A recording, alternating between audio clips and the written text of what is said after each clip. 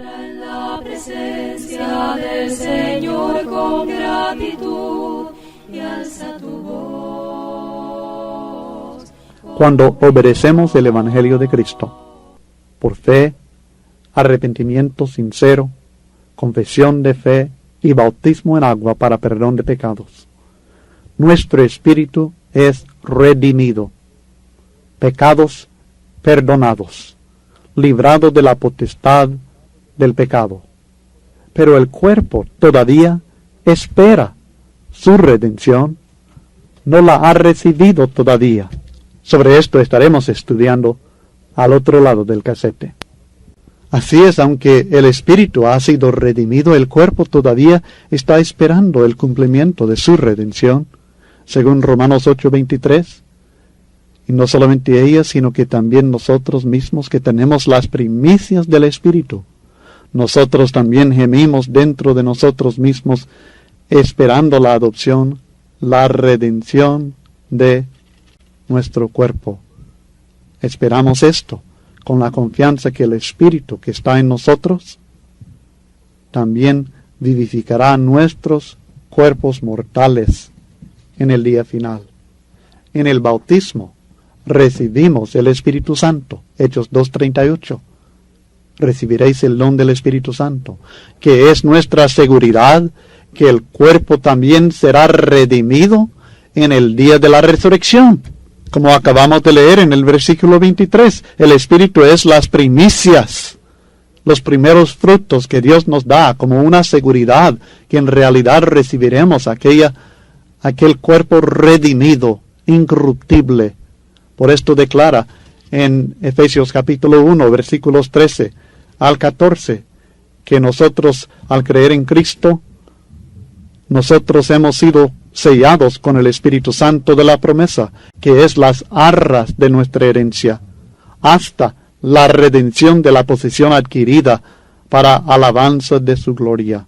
Las arras, como si fuera el principio que Dios nos da, el anticipo que Dios nos deja a nosotros, como una prima que Dios nos ha pagado, de seguridad de que nosotros en realidad recibiremos el resto de la promesa, que es la redención del cuerpo, sin el bautismo. Recuerde, estamos hablando del bautismo. Y sin el bautismo y la recepción del Espíritu de Cristo en nosotros, no hay esperanza de resucitar para gloria eterna en el día final. Si alguno no tiene el Espíritu de Cristo, no es de él. Romanos 8:9. Pero si el Espíritu de Cristo está en nosotros, seremos resucitados en el día final. Romanos 8:10 y 11. Es en este sentido que somos bautizados por los muertos, es decir, por nuestros cuerpos muertos. Bueno, alguien dice el cuerpo no está muerto todavía. Bueno, Pablo dice que sí. En el versículo 10 de Romanos 8, dice que si Cristo está en vosotros, el cuerpo en verdad está muerto a causa del pecado, mas el Espíritu vive a causa de la justicia. El cuerpo todavía está muerto, destinado a muerte. No se excluye la muerte física por haber sido bautizado uno en Cristo. Siempre va a morir físicamente por causa del pecado. Recuerda que en Adán todos mueren, mas en Cristo todos vivificados. Y luego dice en el versículo 11 que el Espíritu que levantó a Cristo de los muertos vivificará también vuestros cuerpos mortales por su Espíritu que mora en vosotros. El cuerpo no es inmortal, recibirá inmortalidad, pero no es inmortal, es mortal, cuerpo muerto. Somos bautizados por los muertos, con la esperanza de ser resucitados en el día final. Y si no hay resurrección de los muertos, ¿por qué bautizarse por los muertos? Romanos 6, versículos 3 a 9. Es el otro texto que ayuda a entender este significado espiritual de bautizarse por los muertos. ¿O no sabéis que todos los que hemos sido bautizados en Cristo Jesús, hemos sido bautizados en su muerte?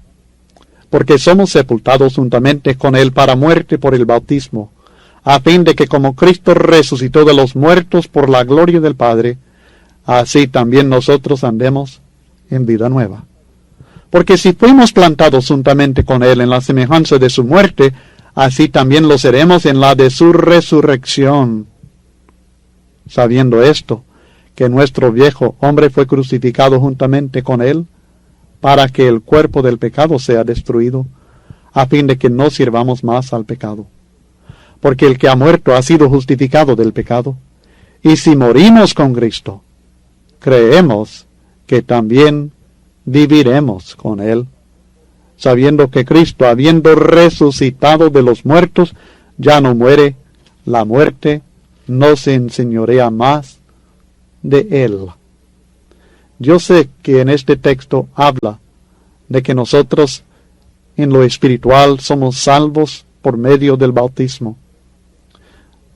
Renacemos, nos levantamos para andar en vida nueva. Es una sepultura y una resurrección. Morir, ser sepultado y ser resucitados. Pero además de esto también habla de una esperanza de ser en la semejanza de la resurrección de Cristo, en el versículo 5. Y en el versículo 8 dice claramente que si morimos con Cristo en el bautismo, también creemos que también viviremos con Él en la resurrección. Somos bautizados con esta fe, que seremos resucitados. Note, si morimos con Cristo al pecado en el bautismo, tenemos la seguridad de vivir con Él eternamente. La seguridad de participar en la victoria de Cristo sobre la muerte en la resurrección. Así como la muerte no se enseñorea más de Cristo, nosotros también gozamos de esta misma bendición. Al ser plantados con Cristo en el bautismo, estamos cumpliendo el requisito, según el versículo 5, para participar en la semejanza de su resurrección. En base a estas verdades bíblicas, llego a la conclusión que 1 Corintios 15, 29 significa esto. Si no hay resurrección de los muertos, ¿de qué sirve bautizarse para lograr la redención del cuerpo en el día final? En este caso, el bautismo no tendría sentido. Este es uno de varios argumentos que el apóstol Pablo presenta en 1 Corintios 15 a favor de la doctrina de la resurrección corporal de Cristo y de todos los santos de Dios en un cuerpo glorioso e incorruptible. La resurrección de Cristo está ligada directamente con nuestra salvación. Si Cristo no resucitó, declaró en el versículo 17, vuestra fe es vana. Si Cristo no resucitó, dice en el versículo 29, vuestra fe, que en el bautismo aseguran la resurrección de los muertos, es una fe vana, y todavía estáis en vuestros pecados, y los que durmieron en Cristo perecieron. Estoy seguro que esta explicación no satisface a muchas personas. Entiendo que deja todavía ciertas preguntas que quizá no pueda contestar. Y sé que hay otras explicaciones que a veces se presentan sobre este párrafo, sobre esta práctica del bautismo por los muertos. Pero esto es lo que entiendo, al menos hasta el día de hoy, es lo que entiendo en el contexto y en el contexto de otras enseñanzas bíblicas acerca del bautismo y la resurrección de los muertos. Espero que le ayude. Pero hay otra pregunta, comenzando en el versículo 30. Si los muertos no resucitan, ¿por qué nosotros peligramos a toda hora? Versículos 30 al 34. ¿Y por qué nosotros peligramos a toda hora? Ha preguntado, ¿por qué pues se bautizan por los muertos? ¿Y por qué nosotros peligramos a toda hora? Os aseguro, hermanos, por la gloria que de vosotros tengo en nuestro Señor Jesucristo, que cada día muero. Si como hombre batallé en Éfeso contra fieras, ¿qué me aprovecha? Si los muertos no resucitan, comamos y bebamos, porque mañana moriremos. No erréis, las malas conversaciones corrompen las buenas costumbres. Velad debidamente, y no pequéis, porque algunos no conocen a Dios, para vergüenza vuestra, lo digo. Si los muertos no resucitan, ¿por qué nosotros peligramos a toda hora? Soportar las aflicciones que nos sobrevienen por causa de la fe en Cristo no tendría sentido si no hubiera ninguna esperanza de vencer la tumba. Esto mismo es lo que nos da la capacidad, el valor, la energía de seguir adelante, a pesar de las aflicciones de esta vida que nos sobrevienen por causa de nuestra fe en Cristo. En 2 Corintios capítulo 4, comenzando en el versículo 16, el apóstol Pablo habla aún de su propio caso personal. Por tanto, dice, no desmayamos. Antes, aunque este nuestro hombre exterior se va desgastando, el interior, no obstante, se renueva de día en día, porque esta leve tribulación momentánea produce en nosotros un cada vez más excelente y eterno peso de gloria, no mirando nosotros las cosas que se ven, sino las que no se ven, pues las cosas que se ven son temporales, pero las que no se ven son eternas, porque sabemos que si nuestra morada terrestre, este tabernáculo, se deshiciere, tenemos de Dios un edificio, una casa no hecha de manos, eterna, en los cielos. Es cierto que hay tribulación en esta vida, hay cosas que nosotros vemos que nos desaniman, pero por causa de la fe que tenemos que hay algo más allá, que hay una resurrección, que hay una morada eterna que Dios tiene para nosotros, por esta causa es que nosotros soportamos estas aflicciones. Y si no hubiera esperanza de esta resurrección, sería preferible satisfacer los deseos sensuales del momento en vez de negarse esta satisfacción, aunque sea momentánea.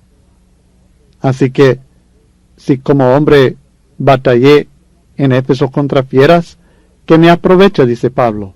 Si los muertos no resucitan, comamos y bebamos, porque mañana moriremos. Hay relación directa entre la doctrina de la resurrección y las normas cristianas de moralidad, como es el caso de toda doctrina fundamental de las Sagradas Escrituras. Una enseñanza equivocada, falsa, acerca de la doctrina de la resurrección, el negar la resurrección, tendrá su efecto en nuestra norma de moralidad, en nuestra vida cotidiana. No estudiamos doctrina sencillamente porque queremos estar en lo correcto, aunque claramente queremos enseñar lo que Dios enseña. Pero hay aspectos prácticos para cada doctrina fundamental de la Biblia. Si se trata de la deidad de Cristo, si se trata de la venida de Cristo, si se trata del juicio final, si se trata del reino de Dios, o si se trata, como en este caso, de la resurrección de entre los muertos. Esta doctrina tiene su aspecto práctico, y esto mismo es que afecta nuestra norma de moralidad. Si no hay resurrección, si la muerte es todo, entonces comamos, dice Pablo, bebamos, porque mañana moriremos. Esto es un aspecto práctico del poder de su resurrección que menciona Pablo en Filipenses capítulo 3 y el versículo 10. Fue la fe de Moisés que le dio la capacidad espiritual, que le dio la valentía necesaria, la fe en algo más allá de esta vida, que le causó a él rechazar las riquezas de aquel mundo pagano en el cual estaba viviendo para ser siervo de Dios.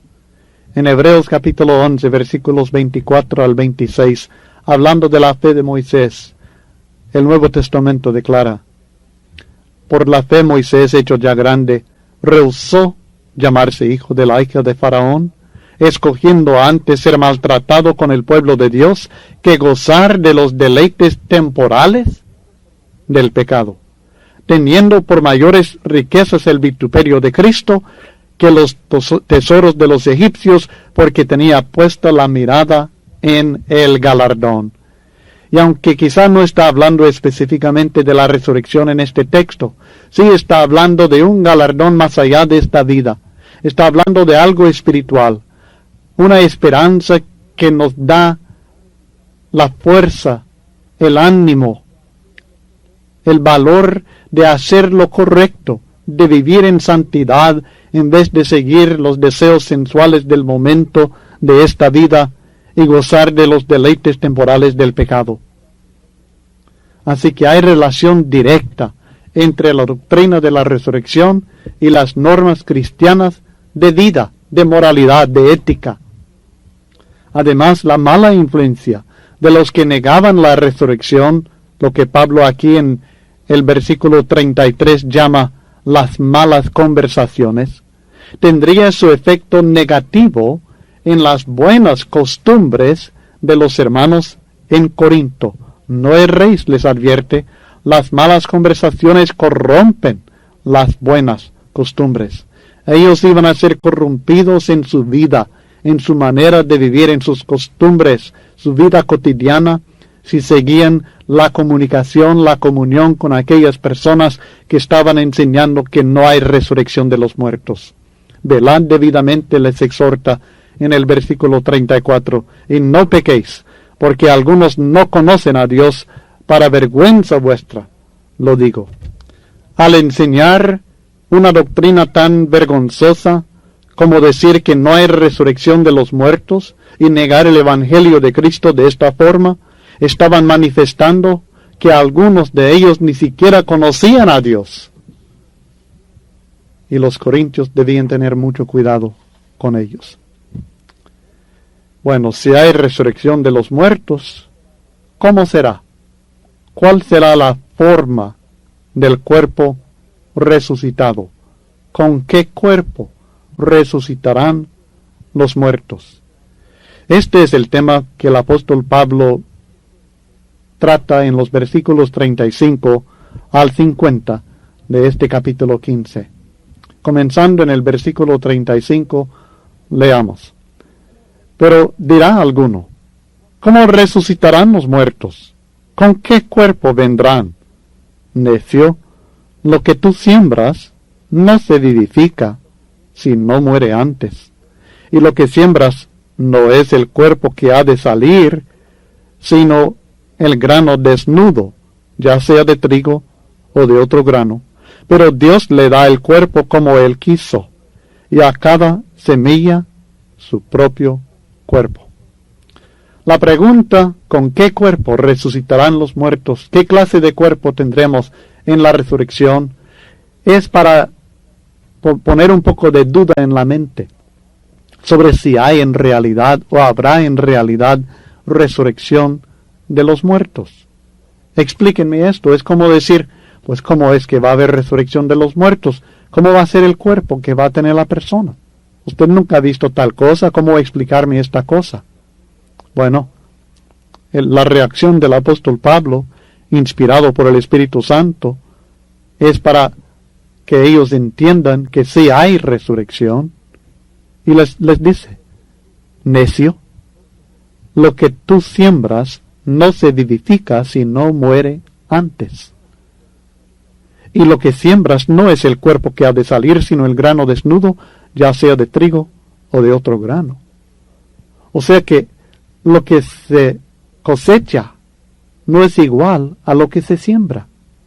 Y el cuerpo resucitado no será igual a lo que sepultamos. La muerte es importantísima, porque sin muerte no hay vivificación, dice en el versículo 36. Para poder vivificar primero hay que morir. Así es con un grano, sea de maíz, sea de trigo, sea de lo que sea. Si usted no lo siembra para que se pudre, para que muera, entonces no puede volver a vivificar y dar vida. Y así es también el cuerpo del cristiano. Y así también como este cuerpo del grano, la forma de la semilla que se siembra, no es igual al cuerpo, a la planta que surge, que renace. No es igual a lo que sepultamos. El cuerpo resucitado no es igual al cuerpo sepultado. Es el cuerpo sepultado, pero cambiado, porque no es igual. Como hay distinción entre la forma del cuerpo, o sea, la planta de un grano, y la forma de la semilla que sembramos, Dios también declara que hay distinción entre el cuerpo que nosotros tendremos en la resurrección y el cuerpo sembrado, que es el cuerpo carnal que ahora tenemos. Dios decidió esto, y lo decidió como Él quiso. Y aún es diferente para cada semilla. Note, en el 38, pero Dios le da el cuerpo como Él quiso, y a cada semilla su propio cuerpo. La de trigo, su cuerpo. La de maíz, su cuerpo. La de maicillo, su cuerpo. Dios le da a cada uno conforme a su propia voluntad y es diferente para cada semilla. Además, en el versículo 39 aprendemos otra distinción que hay en la naturaleza. No toda carne es la misma carne, sino que una carne es la de los hombres, otra carne la de las bestias, otra la de los peces y otra la de las aves. Hay distinción entre la carne de cada uno de los diferentes seres vivientes. No es la misma. Tenga paciencia. Yo sé que usted tal vez se está preguntando, ¿y esto qué tiene que ver con la resurrección? Ya me imagino yo también a los corintios cuando están leyendo esto y están diciendo, bueno, Pablo, ¿cuál es su punto? Su punto es que hay distinción entre el cuerpo actual del cristiano y el cuerpo con que resucitará el cristiano. Hay distinción. ¿Qué hemos aprendido? Hay distinción entre la semilla y la planta. Hay distinción entre la carne de los hombres y de los animales, y de las aves, y de los peces. Luego, en el versículo 40, nos enseña otra distinción que hay en la naturaleza. Y hay cuerpos celestiales y cuerpos terrenales. Pero una es la gloria de los celestiales y otra la de los terrenales. Una es la gloria del sol, la otra la gloria de la luna y otra la gloria de las estrellas, pues una estrella es diferente de otra en gloria. Entiendo que los cuerpos celestiales y los cuerpos terrenales a los que se refiere a los planetas, a la tierra, al sol, a la luna, porque va a hablar de cuerpos celestiales enseguida en el versículo 41. Es diferente la gloria de los diferentes cuerpos que hay. Hay distinción entre la gloria de los diferentes cuerpos celestiales aún. El sol tiene su gloria, la luna tiene otra gloria, las estrellas tienen otra. Hay distinción. Y el punto en todo esto, 42 al 44. Así también es la resurrección de los muertos. Se siembra en corrupción, resucitará en incorrupción. Se siembra en deshonra, resucitará en gloria. Se siembra en debilidad, resucitará en poder. Se siembra cuerpo animal, resucitará cuerpo espiritual. Hay cuerpo animal y hay cuerpo espiritual. Así como hay distinción entre la semilla y la planta, la carne del ser humano, la carne del buey, la carne del pez, la carne de las aves. Así como hay distinción entre la gloria de los cuerpos de esta tierra y los cuerpos de los astros, así como hay distinción entre la gloria del sol, la luna y las estrellas, de la mismísima manera, así también, dice Pablo, hay distinción entre el cuerpo que nosotros tenemos ahora y el cuerpo con que nosotros resucitaremos. Porque en vez de corrupción, será incorrupción, no perecerá más. En vez de deshonra, que hay mucha deshonra en este cuerpo que nosotros tenemos, tendrá gloria. En vez de debilidad, y hay mucha debilidad en este cuerpo que tenemos, tendrá poder. En vez de ser cuerpo animal, será cuerpo espiritual. Algo un poco extraño para nosotros, pensar en nuestro cuerpo como cuerpo animal, pero así lo presenta la Biblia. Algo tal vez un poco extraño para nosotros pensar en un cuerpo espiritual. Bueno, sabemos que hay espíritu y hay cuerpo, pero aquí habla de cuerpo espiritual. Su espíritu en la resurrección tendrá un cuerpo, pero será un cuerpo espiritual. Examinemos las palabras. La palabra animal primero, cuerpo animal. La palabra griega la hemos estudiado ya en el capítulo 2, es la palabra psychikon, que en el capítulo 2 y el versículo 14 significa o es traducida natural, el hombre natural. El cuerpo animal no es un cuerpo formado por psyche, alma, sino aquel cuerpo que es adecuado para la vida del alma, esta vida natural en este mundo natural que es nuestra habitación ahora. Va a ser necesario que vuelva a estudiar en el capítulo 2 y el versículo 14 nuestra discusión del hombre natural y el hombre espiritual, el hombre del alma y el hombre del espíritu, que es diferente. En este contexto hay distinción entre alma, que es la vida natural, y espíritu, que es la vida espiritual.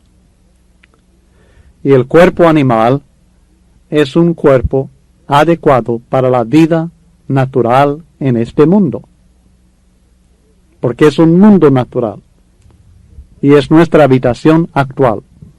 El cuerpo espiritual, pneumático en el griego, no es un cuerpo compuesto de espíritu, así como el cuerpo animal no es un cuerpo compuesto de psyche, de alma, sino que es un cuerpo adecuado para la vida del espíritu, la vida espiritual en el mundo espiritual que será la habitación de los hijos de Dios.